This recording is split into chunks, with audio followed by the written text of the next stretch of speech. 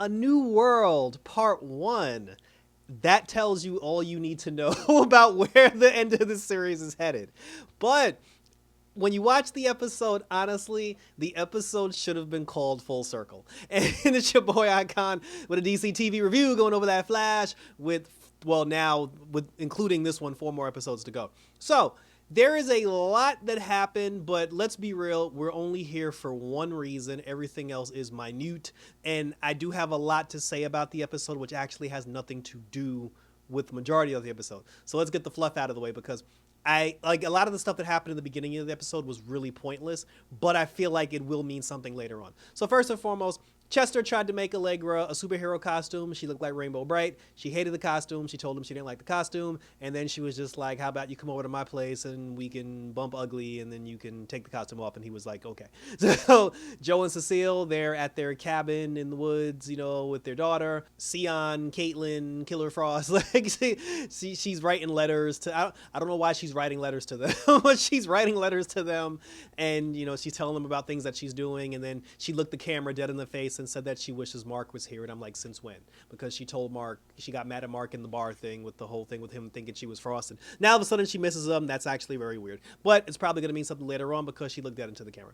Then it takes us back to Iris and Barry. Iris and Barry are at the crib. Apparently a significant amount of time has gone by between this episode and the Oliver Arrow episode because it's basically been 9 months and now Iris is about to pop. So they're talking about the baby's going to come any day now. You know, Barry's childproofing the house and he's doing everything he can to childproof the house. And then all of a sudden, he disappears. He ends up in the year 2000. He immediately thinks he did something wrong. He starts freaking out. He goes to CCPD for whatever reason. He speaks to Detective Singh and then he speaks to Officer Joe West. Joe looked exactly the same despite the fact that that was 23 years ago.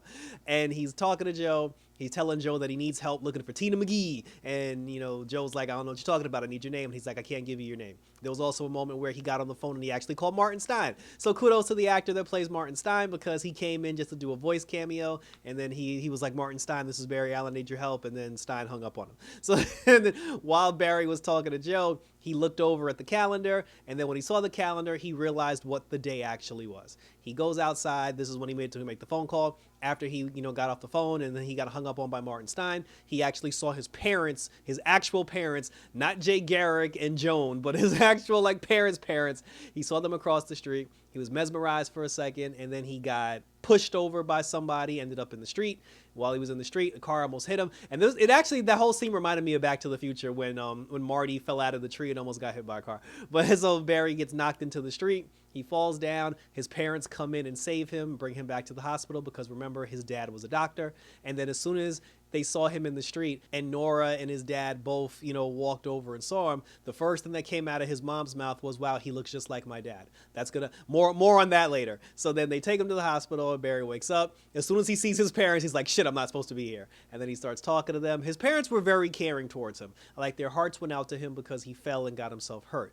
They were trying to ask him like, you know, do you need help? What's your name? And then, you know, he told him his name was Bart. And then, you know, he got all like flustered or whatever. And then they took him to get food. And then they said that, listen, you can stay at our house. And I'm like, you guys are very like warming, like very, like it's a total complete stranger. Just like, hey, come over and come sleep on over at the Allen household. They never even mentioned the fact that they had a son, which I thought was crazy. But then Nora had offered that he spend the night at the house. That's when he really freaked out. And then he left. After he leaves, he's just in the streets wandering around, and then he gets rolled up on by the Reverse Flash. The actual, like, Reverse Flash, not Harrison Wells Flash. And here's something that's interesting, because when the Reverse Flash was there, he had no idea why he was there. He was just like, what are we doing in the year 2000? And then, you know, Barry was up the shit. He was like, you tell me. and then that's when he was just like, listen, he said, I feel like I've been given a gift. Because in previous seasons of The Flash, there was a conversation where the Reverse Flash actually said to Barry, he said that, you know, he was trying to find him through, because he's from the future. He said, I was trying to find you throughout the timeline. And then he said that he got lucky one day and he discovered what timeline Barry was actually from. He found out when he was a kid and he went back to that time period to kill him.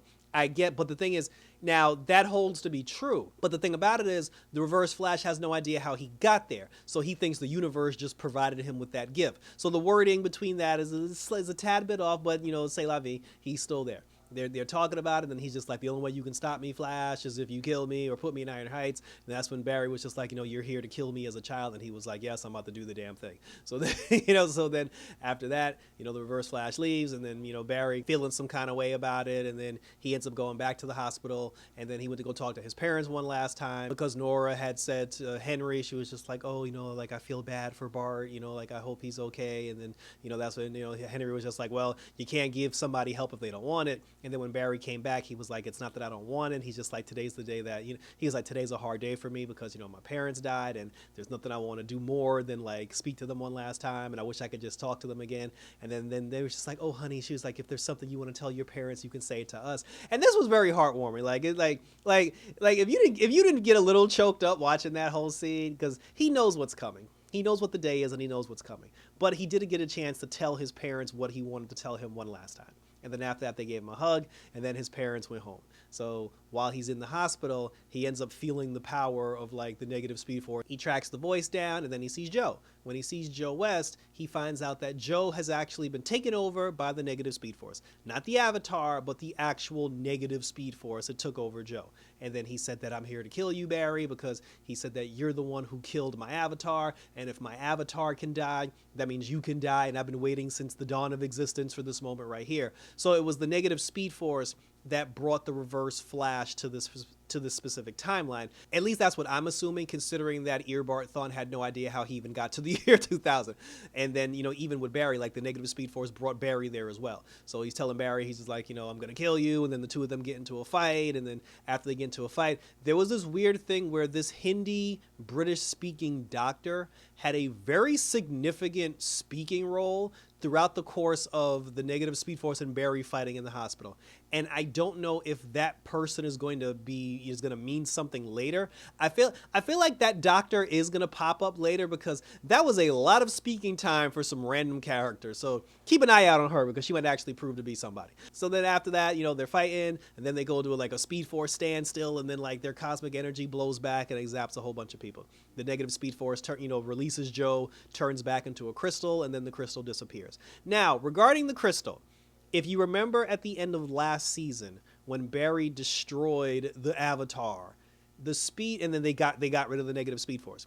In the final cutscene, in the final end credit scene before the show was over, it showed that the negative speed force turned into a crystal, and then the negative speed force reappeared because they were just like, oh, what if the negative speed force chooses a new Avatar? And then Barry's like, whoever that person is, we'll be ready for him. And then we saw that the crystal reappeared on some random scientist table. You can tell it was a science lab that the crystal had appeared in. So the crystal ends up now, the crystal's like bouncing through time, and then it popped up, possessed Joe, then the crystal disappeared and went back to wherever it came. Barry then, he knows what time it is, so he goes to his old neighborhood. He bumps into the Reverse Flash because the Reverse Flash is on his way to kill him. He starts talking to the Reverse Flash, and here's where it got good. He starts talking to the Reverse Flash, and he told Thawne, he was like, listen, I'm not here to stop you. He said, I'm actually here to save you. And Barry told him everything that was going to happen, because again, this is like the Barry that we're looking at. This is Barry that's been through 9 years of shit, so he knows a lot of what's going to happen. And he said to Thawne, and this particular Thawne, this isn't like present Thawne, this is like young Thawne. So this is the Thawne that we see, turned into Harrison Wells. So he's not aware of all this shit that happened within the last 9 years yet. So Barry tried to tell him, he was like, listen, he said, let's stop hurting each other, don't kill, like try not to kill, don't kill me or whatever.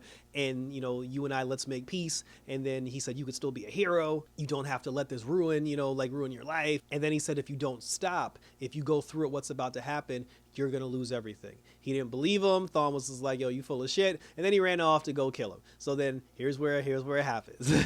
Here's where it happens.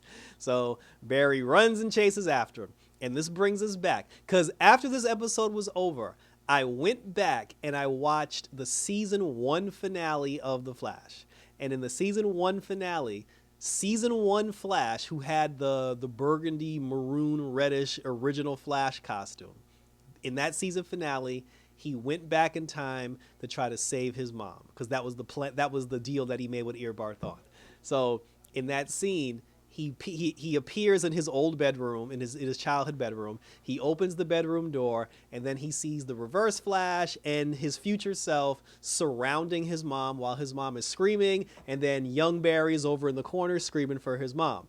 And then that was the moment where he was about to come out of the room and save his mom, and then future Barry like looked at him and then held up the hand and was like, don't do it. Now, the cool shit about this is the Flash has been around long enough to the point where Grant Gustin has played this character to the point where he's now become the future version of himself that he played in season 1. Because he had to play 2 roles then. He played himself as like season 1 Young Flash, and then he had to play an older version of himself. He's now reached the point where he became the older version of himself on television, which I thought was cool. The only slight difference, if you go back and watch the season 1 finale, the future Flash, the one that we're watching in season 9, the costume is the same. It's the bright red Flash costume. But the difference is he was vibrating when young Flash saw him. He had a leather-looking costume, because the Flash that we're watching now in season 9, his costume, you can tell it's made out of cloth. But if you go back in season 1 anyway, the costume he was wearing, you can tell it was a leather costume, not a cloth costume, and he was vibrating. We actually didn't see the solid version of him. We saw him vibrating and putting his hand up. So that was from young season 1 Barry perspective. Now season 9 Barry perspective, he chases the Reverse Flash. He chases him into the house. They circle his mom while they're fighting. The young version of Barry pops up in the bedroom. He comes out of the bedroom. And then there's a moment where season 9 Barry, he's fighting the Reverse Flash. He paused for a second. Then he remembered. He's like, shit, this was the day I actually tried to save my mom. And then when he looked over at himself peeking out of the room, you could tell he was like, ah, shit, this is the day I was supposed to do that. And then he held his hand up and he was like, don't do it. But when they showed us that this time, because now we're looking at it from season 9 Barry perspective, when they showed us Barry then, he was like full solid and we can see him like he wasn't vibrating. Like I said, bright red costume, everything's still the same. The only difference was it was leather in season 1, it's cloth in season 2. He was vibrating in season 1, and I said season 2, I meant season 9. He was vibrating in season 1, season 9, he wasn't vibrating. So then, he saves his childhood self. He tells himself to not come out himself. He stays in the bedroom. He grabs his child version of himself and rushes him out of the house. And then Eobard Thawne kills his mama. And then Eobard Thawne runs away. And then while Eobard Thawne is running away, he runs out of his Speed Force power and he collapses on the floor. Season 9 Barry then rolls up on him, and then the two of them have a conversation. And then this was the only thing that was going through my mind. While season 9 Barry and Eobard Thawne were outside having their conversation, at that point season 1 Barry is now in the living room having a conversation with his dead mother. and my heart went out to him. But here's another slight difference that from season 1 up to season 9. When you go back and watch, and I implore everybody, go back and watch the season 1 Flash finale. When you go back and watch the season 1 Flash finale, season 1 Flash has the conversation with his mom who's dying, and then he takes the mask off and he's like, it's me, mom, like it's Barry. I just want to let you know, like, I grew up to be okay. The only thing about that I was just like, continuity is a little off. If season 9 Barry spent the entire day with his parents, they took him to dinner, they were at the hospital, he confessed his love for them, and they had this whole big conversation. If that was the case, and he told them his name was Bart, if that was the case, an appropriate reaction to when Nora is dying on the floor, and then the Flash comes up, takes the mask off, and says, like, it's me, mom, it's Barry. She should have looked at him and said, oh my God, it's you, Bart.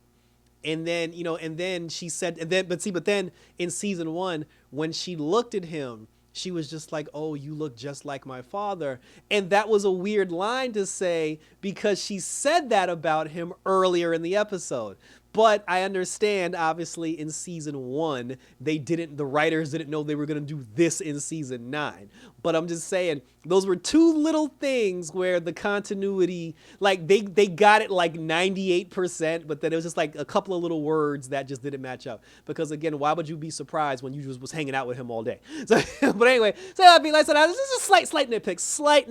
So anyway, so now back outside, season 9 Barry, he's talking to Eobard, and then he's just like, you knew this was going to happen. when you knew I was going to lose my speed? And he was like, yep, tried to warn you. And then he said, you saved yourself and you let me kill your mom. And then that's when he was just like, shit. He said, your mom dying is a fixed point. He said, it's a fixed point in time. And he said, you knew that all this was going to happen. And I thought it was funny when Eobard Thawne used the term a fixed point, because on Legends of Tomorrow, a version of Eobard Thawne actually becomes a time prisoner who's responsible for protecting a fixed point in history. So the whole fixed point thing has a tie-in with him being like your mom, like him knowing about like fixed points in history. And then he was just like, but today was supposed to be the worst day of your life. And then Barry was like, yeah, but thanks to you. And I don't know why he was giving Thawne credit for this, but he was like, thanks to you, I got to hang out with my parents. I got to feel the love that they have for me. I got to tell them things I always wanted to tell them. And I got to see them one last time. And then that's when Thawne was like, but this is the worst day of your life. And he said, yes. And today I actually got on the worst day of my life when I was younger. I just got the peace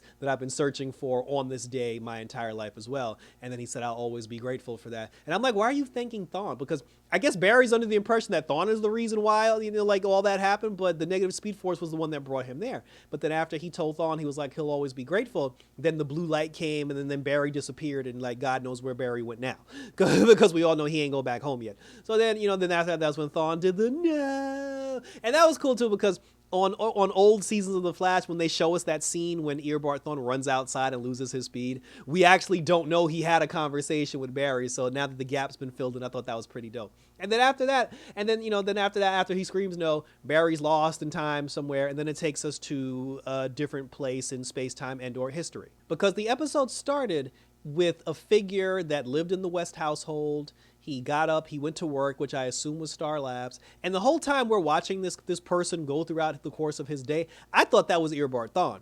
But then we find out it's actually Eddie. But his name isn't Eddie, because Eddie Thawne, this person who looks like Eddie Thawne, he was at his lab. He worked at Star Labs or whatever. While he was working at Star Labs, he had the accident that Barry had that turned him into the Flash. But then this time, magically a file appeared on the floor, which I guess the negative Speed Force dropped off.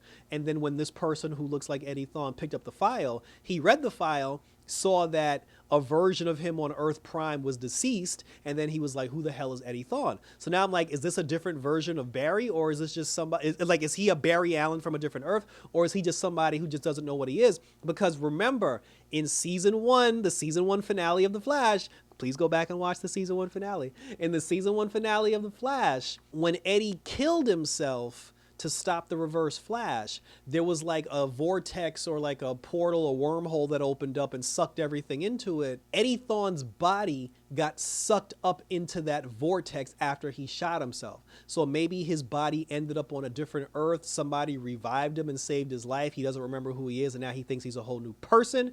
Or this is just a different Earth version of Barry Allen who's about to get speed. But it's clear he's about to become the new Speed Force avatar, whoever character or whoever he's playing. So that was it, and thank you for tuning in. This episode was dope. Like, there was so much that happened, and like I said, the episode should have been called Full Circle, because to get to a point where we saw young Barry in season 1 look at his older self, and his older self telling him, don't save your mom, for him to get to the point where he becomes the older Barry telling his younger self now, don't save your mom, was the coolest shit of all time. So the 2 back-to-back Flash episodes I thought was amazing. And we're getting 3 more episodes apparently, because this is a 4-part event. So Lord knows what's going to happen as things continue, but we're definitely here for it. Share your questions, comments, and or concerns down below. Let me know what you thought about this particular episode of The Flash. Click the notification bell so you get notified when my other videos pop up, because I got Superman and or Lois on the channel, which is killing it as always. I got Titans on the channel, and we're waiting for that Doom Patrol to show up as we roll on for more superhero goodness. Thank you for tuning in as always, guys. So until next time, for The Flash, for part 2, take care, and be back in a flash.